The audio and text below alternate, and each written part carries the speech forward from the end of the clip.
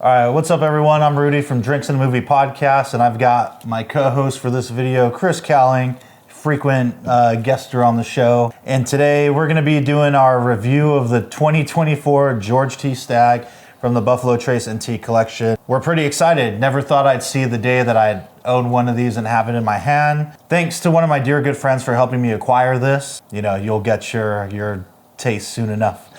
So we're gonna break the seal and go for it. This is something we both have had in the past. I think we tried it at the Cove. We did like a flight of It's been a while. Recently, you did the William LaRue Weller, right? I think we both did. So yeah, man, we're here. We're also gonna be chatting about, as we let this open up, our 5 just like kind of favorite Christmas holiday movies for the Christmas season. Just giving some rec since this is Drinks in a Movie after all. Just a little guy for now. You can go like up right there. Just fill it to the top. Yeah. So anyway, we're coming in at, this is 15 years old. 15 years, 2 months, I think, at the youngest in this bottle. 135 proof, non-chill filtered. Yeah, you guys all know, I think, this is one of the most sought after. This is bucket list shit. Like, Like, I don't know, there's no... Wow, I don't know if there's any going up from here. I think this is like the podcast is going to shut down. The podcast is going to shut down. This might be the last episode. Wow. Right. I'm going to smell it a little bit, then I'm going to set it aside. Yeah, 135. I want to give it a little chance to open up. Right out the gate, though, you definitely get, of course, right, the Buffalo Trace like cherry note. 100. A lot of that oak. That's like kind of sweet oak. Yeah, now a little bit of like a leatheriness on that. Want to froth it? Yeah, so we'll let this open up. So, Chris, first off, what's your first? We'll do like a top 5, like holiday, Christmas movie time recommendations. No, you're good. Okay. I mean, come over here like this. There's more room over here. All right. Get the bottle close to me. It's fine. Some of my selections are a little mainstream. Some of them are maybe a little less in the Christmas category. This one for me, the first movie, is very mainstream. And I think that the movie that always... I'm going to go a little backstory. I think for Thanksgiving, for the wife and I, it's always... I don't know why it's Thanksgiving. It's always the Harry Potter movies. Oh, okay, yeah. Like, that's Thanksgiving. I don't know why. It's Thanksgiving. But I think the first movie that, like, when we start to, like, decorate and start to do stuff at the house, it's Elf. Like, it's so quintessential Christmas, and I think the good vibes of Christmas. I think it's something we usually have on in the background. You can't see, like, there's the tree, there's a whole Christmas village over there, there's stuff everywhere in the whole house. But I think that's the first movie that probably hits the TV in this house. That's quintessential Christmas. Yeah, that's definitely a modern classic, but I've never been too... I mean, I do like it, and I'll see it when it's on, but I've never been a super big fan of Elf. Okay. And I love Jon Favreau. You know, Will Ferrell's funny. It just has never really hit for me. Like, I don't own it. I never seek out to watch it. But it's always on. I get choked up every single time in the scene when they're all sitting there, they're singing, and the dad is just mouthing it. He's like, "Dad, you're not really singing." And he's like, "Yeah, I am." He's like, "No, you're just mouthing the words." And there's something about like Santa like flying over everybody and everyone seeing Santa and being like, it's all these adult. Oh, he is real. Like, it's always like very emotional. I don't know why. It's just I don't know. I really like the movie. So the first one I'm gonna say is Scrooged. Okay, Bill Murray. That is great. I talked about this recently on... Back up, guy. That might work for the ladies. Now, more than ever, it is important to remember the true meaning of Christmas. Don't miss Charles Dickens' immortal classic, Scrooge. Your life might just depend on it.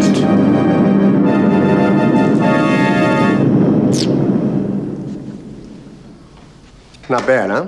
On the Real Generation Gap, which is another show that I co-host, we did a similar kind of episode, and I mentioned Scrooge, and yeah, I'm really kind of sick and tired of the Charles Dickens Christmas Carol, and there's so many renditions of it, and I feel like I could go my whole life never sing another version of it again. But Scrooge always hits. Bill Murray is perfect. That creepy Danny Elfman, la la la la la. Yeah. You know, that opening scene with like the Santa or fighting against terrorists, like in like a minigun and all that.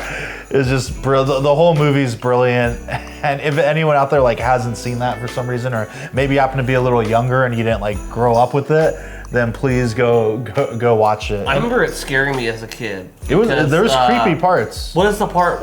Is it There's a guy that freezes to death too. Was it Ghost of Christmas Future? Is that like the like the death with all the weird. Yeah, that was because there's a part in the movie where it's like obviously someone like in a costume. Yeah. And then he's finally like in there with the guy. He's like, get off me, guys. Might work with the whatever. Yeah. But when he like opens it up and it's like all those like ghouls and like, and he's just like, he's like, and he does it again. And he goes back. He's like, all right.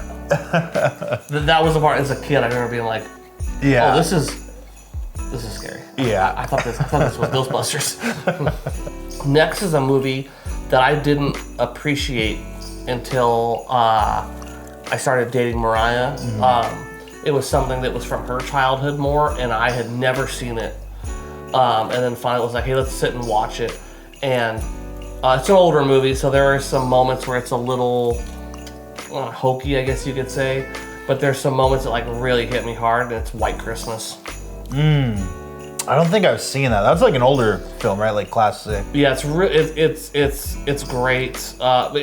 a musical, a lot of dance numbers and stuff. But everything. I mean, it starts off like World War II, and it's all about like they love this captain and their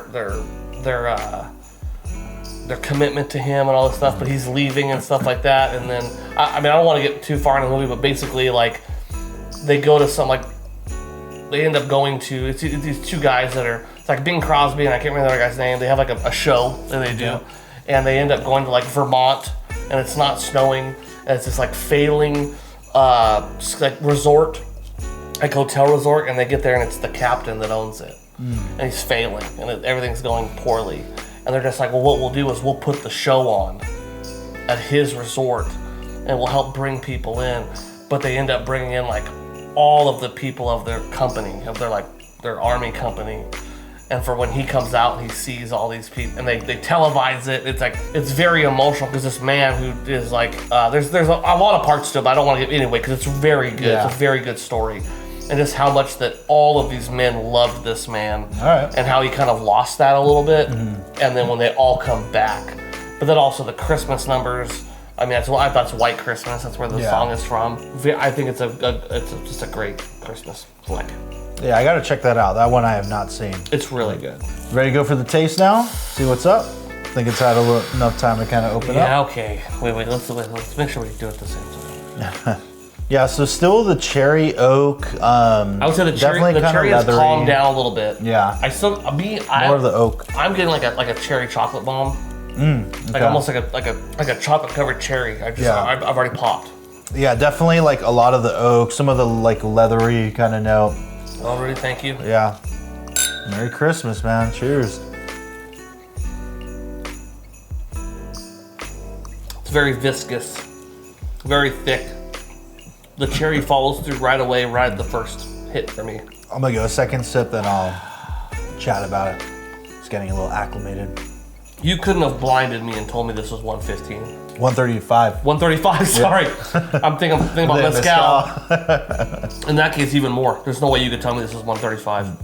It's all flavor. It's like, it's still going. There's nothing here. There's nothing here like going like, oh, there it is. Nope.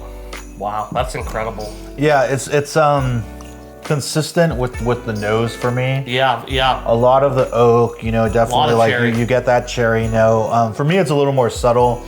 You get the vanilla, of course. That kind of for me like leathery, almost a hint of like a smoke note, just a teeny tiny little subtle bit. But for the age, it's so nice that there's not all this oak coming through. Yeah, and you can definitely tell that it is an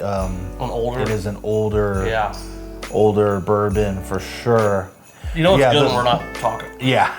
Yeah, and the finish does linger a little bit as it should. I mean, it isn't as long as I would have expected and hoped.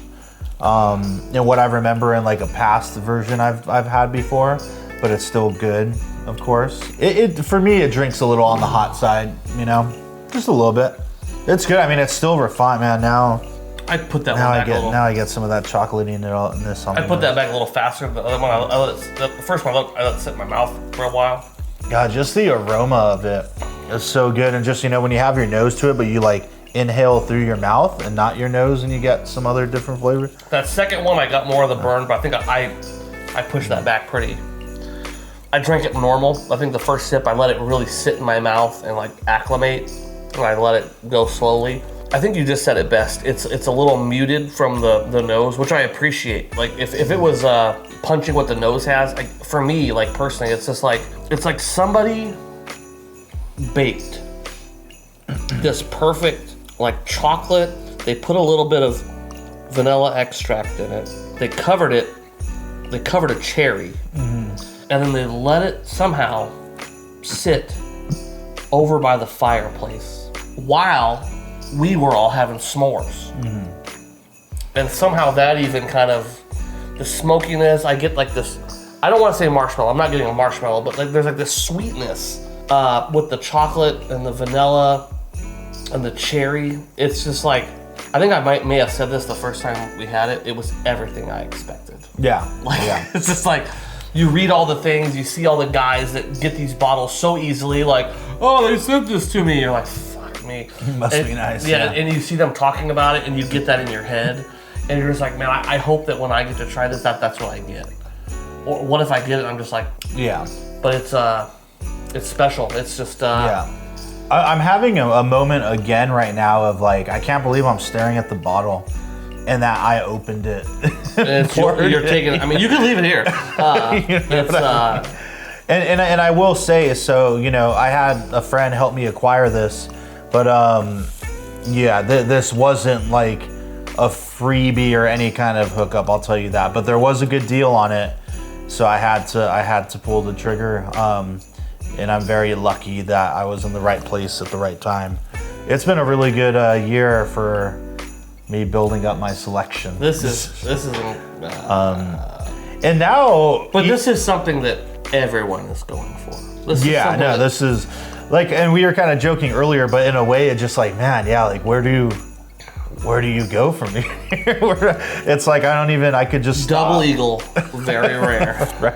Double Eagle, very rare, yeah. Or whatever the 25-year one is that they did for, or the Weller Millennium, that's like $27,000. Yeah, I guess there's still plenty, but yeah, it's crazy too, because of the BTAC lineup, if there was one I could get, if I had to pick one, and it would be between this and William LaRue Weller, right? Yeah. Like those are the top dogs for sure.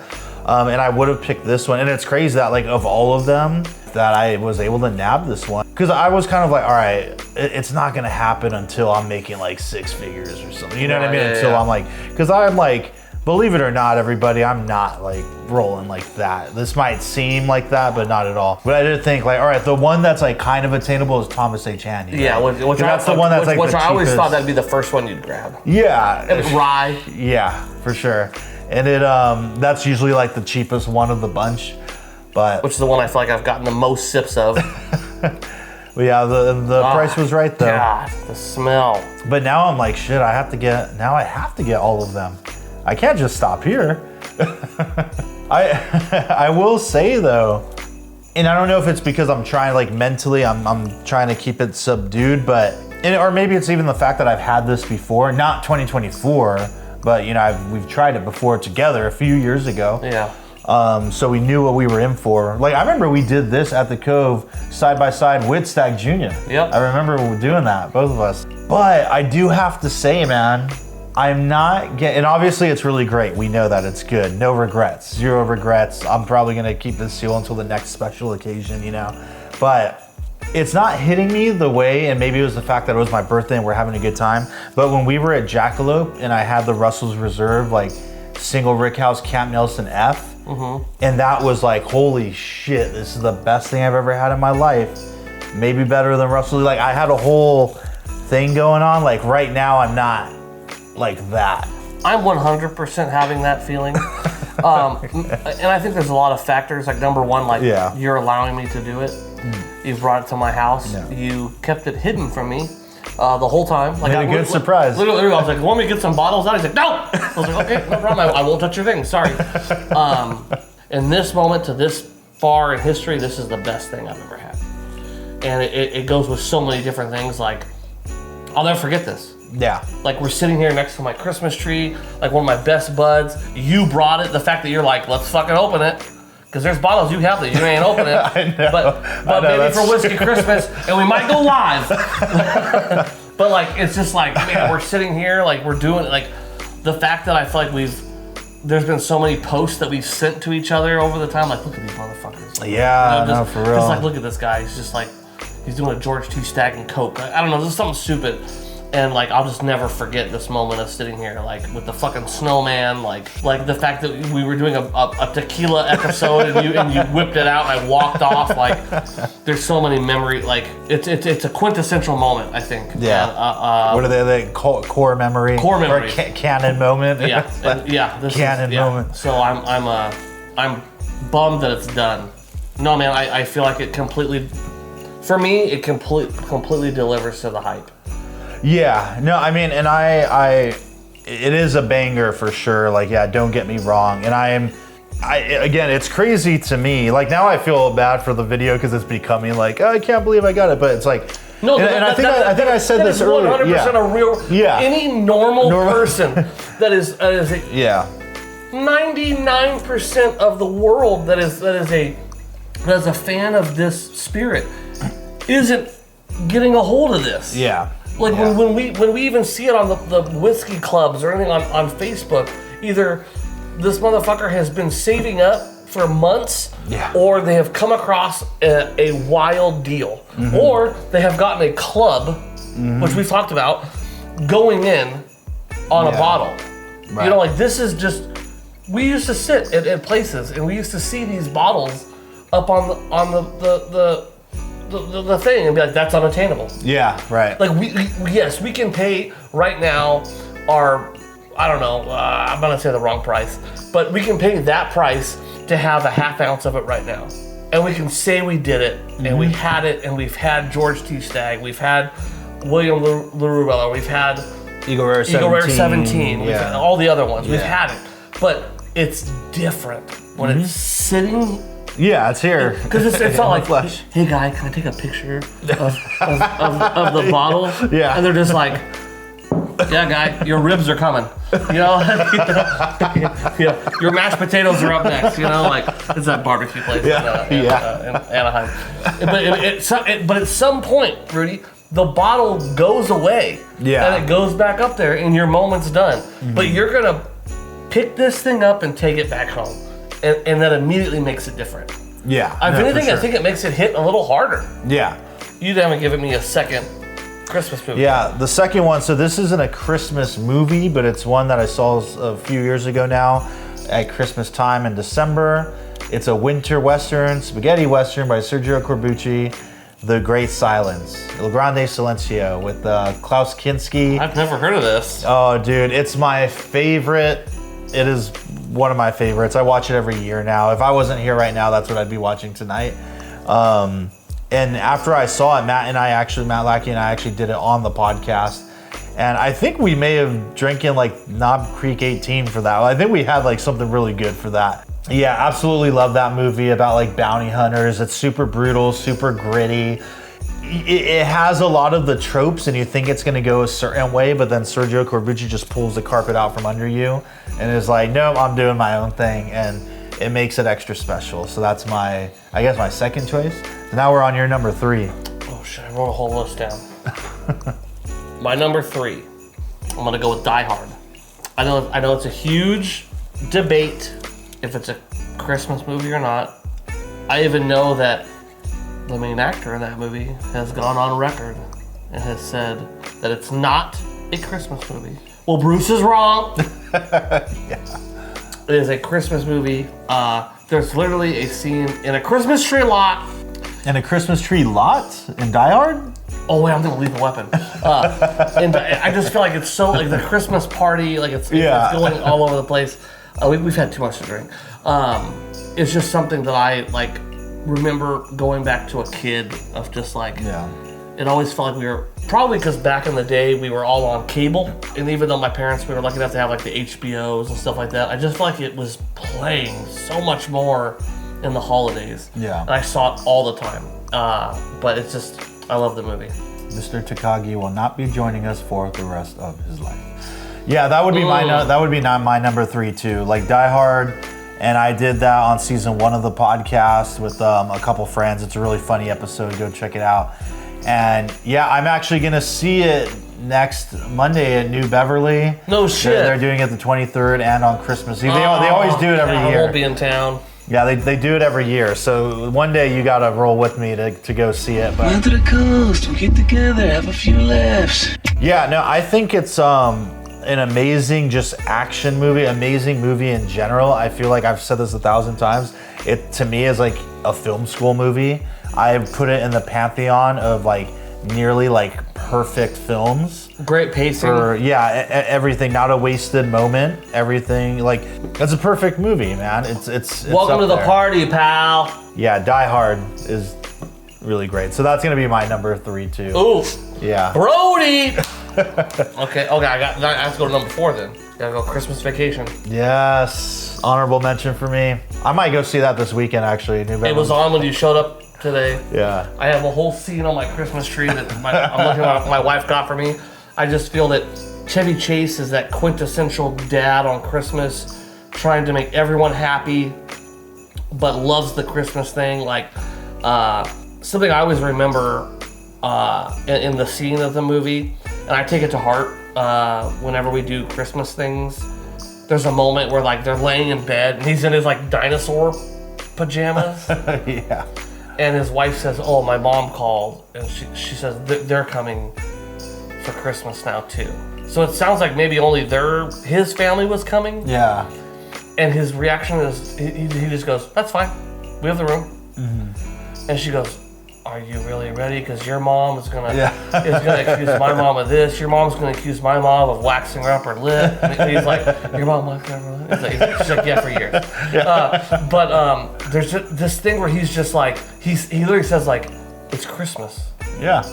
Like we need everyone here." Mm-hmm. And I think that there are things that annoy us sometimes about family. Like we've known them the longest out of anybody. You know, and it's just stupid things, ridiculous things, because it's been so long. And I feel like that's such a moment in that film where he's like, "No, it's Christmas. We need to all be together." And even when they show up, it's just like the doorbell's ringing and everyone's just like, "Oh shit, the doorbell's going off." Yeah. And in the moment, him stuck in the attic and he's just sitting there watching the film. He's happy. Yeah. That moment gets me kind of emotional. When Yeah, he's watching like the footage of him as a kid. It's funny because he has these moments where he's just like, "Oh, I love this so much," and then it immediately cuts to like Uncle whatever his name just doing something like. Or is his father-in-law like the tree sucked anyways? Like it's just like the best. Yeah, those little lights aren't twinkling over there, Clark. It's something that I love the movie, and sometimes I find myself watching it when it's not even the holidays. I think it's a good film. I just think it's a great story of a man that loves the holidays, and he has a picture of it in his head, and he wants everyone to be happy through the holidays, despite whatever they bring to the fucking table. He still believes that we're all doing this thing and we have this spirit and we're lucky to have each other. I love that. That's really well said. Yeah, I love the flick. Yeah, no, that's a great one. That's up there for me too. That's a yearly watch, and there's a few years in a row where New Beverly double featured that and Scrooge together. Really? So I went like 3 years in a row. This year they're doing Christmas Vacation and Ernest Saves Christmas. Yeah. Sorry. No shit. I was just gonna do it and see if he was just like, yeah. you know what I can say, you know. And you just drop it right now. I would. My grip is so fucking. I'm gonna say next. I'm gonna do like a 2-for-1 here. I'm gonna cheat and do a 2-for-1. So one's a Christmas movie. It's your show. The other one is another movie like The Great Silence that I saw several years ago at like Christmas time. So now it's just it feels right to watch it in like the month of December. Okay. So that is Jingle All the Way. There's a Christmas one. Oh man, classic. Love that movie. I made Brian watch it. Good. Did she like it? Yeah. She'd never seen it? No, she'd never seen it. Oh man, dude, Turbo Man, it's so good. And Phil Hartman is just great. Obviously Arnold put the cookie down, Sinbad kills it. Sinbad. And I was lucky enough in 2013 or so to work when I was actually working doing video shit. I got to work with Sinbad for a weekend in Vegas covering the SEMA show. Yeah. And it was one of the coolest. SEMA? That sounds badass. It's like the whole car. 100%, yes. Yeah, no, it was I'm not super into cars, but it was pretty sick. Yeah, I was there for like 5 days. It's hard to get in there. Yeah, it got tiring real quick. But got to work with him for like 2 or 3 of those days, and he was such a cool guy, man. Really? And so now anytime I see it's like a house guest or any movie that has Sinbad, that's a classic. I gotta find a Blu-ray if they exist. You did a deep cut house guest, Jesus. Dude, and he was just such a cool guy, and he's one of those people that what you see is what you get. Really? Like he doesn't put on a character, and it's not like the comedian, and then when you meet him in real life, he's like a different person. Like that's literally him, and like how he is on stage and in the movie is just him in real life when you're talking to him. But he was super cool and down to earth, and so now it has like an extra special place in my heart when I watch it, because I've got to hang out with him backstage. Right. But yeah, I love that movie. Just this whole idea of them going for the toy. Well, it's also a great representation.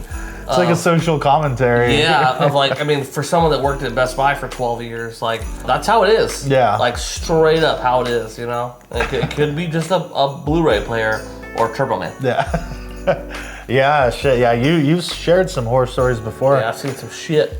The other one that's not Christmas related, but I got to watch around this time is The Dirty Dozen. I don't know if you've seen The Dirty Dozen. It's been a long time. Dude, watch it again, man. It is so good. Stacked cast. Lee Marvin, John Cassavetes, Sutherland, Charles Bronson, Tilly Swinton, all kinds of folks, man. I just loved it. I remember seeing that movie, and I fell in love, and I watched it a few times that same month.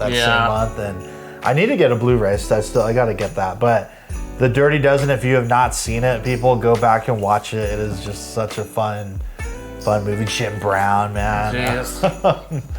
Yeah, and then you realize how much Inglourious Bastards was really influenced by that film. And obviously then it's like, oh, the Suicide Squad is like a rip-off of this. Of course, that makes sense. The good Suicide Squad. Yeah. Just the idea, Right. But all right, we're down to number 1, I think now. Huh? Well, this will be my last one. I haven't put them in any order, but my last one I may have already kind of messed up and mentioned it, but it would be Lethal Weapon. Ah, okay. It just feels like it's one of those things that I immediately bring it to Christmas time, and maybe once again it's one of those things just as Die Hard, where it was playing more. The movie starts off with A Christmas Carol, as it's zooming in and coming around. Oh, does it really? Yeah. As it goes, have you seen it? Mm-mm. Oh, it's her. She's in her hotel room and she's doing drugs. The scene with Mel Gibson in the Christmas tree lot, when he's like, blah, blah, blah, and he acts like the Three Stooges. I remember that's a movie I remember also. Vividly of my parents not letting me see certain scenes in the movie. Yeah, you've talked about this before. And there's 2 scenes in it. One is the nudity in the beginning. Yeah. And I'll be like, whatever. And there's another scene with him in his trailer, which I don't want to give away because you haven't seen the movie. But I remember when I finally saw it, probably not too long after being a little kid, because I was lucky enough to have HBO in my room. But the scene of him in his trailer is intense, and it's I think it was the first scene I remember as a young person being emotionally floored and thinking the scene itself with the actor was real. Okay. And I still think to this day, I think that Mel Gibson cries better than anybody else on camera. Okay, shit. That's just my opinion, but in this moment, the way he gets choked up is it's kind of flooring.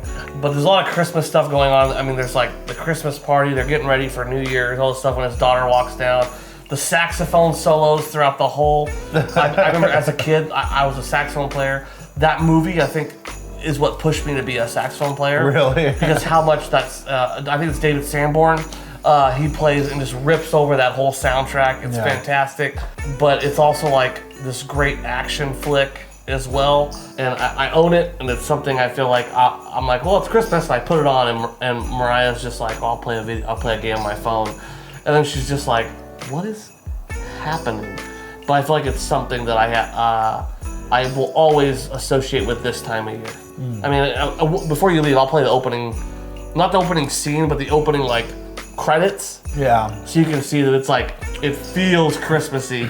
I really need to watch that movie, and it's been on the list for years. And I know we've talked about it numerous times. It always comes up. Number one, I don't think there's Gotta get on it. I don't think there's a dull moment in the whole movie. It's just, I think it's great storytelling. I think it's a great fucking flick. That's what's up. Yeah, and it's also like it's this one cop who has this family, and he's super tied in, and they love him. And Riggs shows up, and it's what he never got. Because of whatever. Yeah. And the way the movie pans out, sorry, it's very Christmassy, is how Murtaugh's family takes Riggs in. Okay. And he becomes, and it plays even more into the other movies. Okay. And it basically becomes like Uncle Riggs. Yeah. And literally, that's how kind of spoiler, that's kind of how the movie ends. It's just like, get your ass in here. Yeah. And and you're like, oh man, he's like, Riggs finally found a place. Yeah. Huh. It's just really, really good. I dig that. Yeah. Dang. Well, I'm gonna have to say my last pick, number one, is Bob Clark's. Showgirl. Oh, Bob Clark's Black Christmas from 1974. So this is the 50th anniversary this month, December 20th. I think I saw that in like a queue. I hope so. It's a great movie. It's a horror masterpiece. Yeah. There is no Halloween or Friday the 13th or any of that shit without Black Christmas. It really kind of sets up the stage for everything to come. Okay. And he would go on to direct A Christmas Story, which is one of the, if not the most iconic Christmas movie of all time. But I still think Black Christmas is his masterpiece. It is. I was watching it last night. It's always inspiring. It's ahead of its time. He builds suspense so well. Use of shadows and lighting. No wasted moment. The characters, are worthwhile. I love Olivia Hussey as Jess. Margot Kidder is great. Oh shit. The mystery of who the killer is great. The POVs, all of it. The alcoholic, dead mother of the sorority house is hilarious. You see how he has like the humor and the comedy side down, and he weaves it in so perfectly with like the horror movie element of it, and he's just such a talented director, and it's one of my all-time favorite movies. Not even just like really? Christmas time. Yeah, it's one that is just very, very inspiring to me, and yeah, that's good. Yep. So yeah, that's that. Everybody, check it out if you watch some of those movies, and have a happy holidays and a Merry Christmas and all that good stuff. And we're gonna put this away now. I knew it was coming. All right, cheers. Happy holidays.